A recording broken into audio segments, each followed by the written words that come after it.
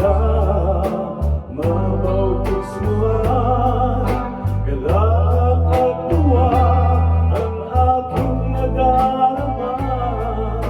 Ako'y nalubos, aking ama.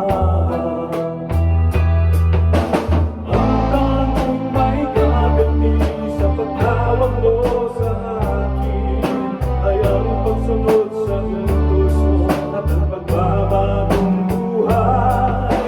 Ikaw ay pinapangako ko, anuman ang sabihin, sa'yo ay maglingkod ng habang buhay.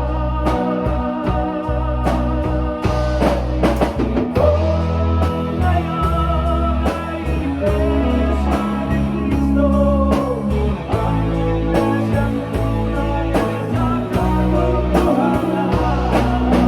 Iyong pagliligtas at pagmamahal narito. Ako'y maglilingkod ng tapat hanggang kamatayan.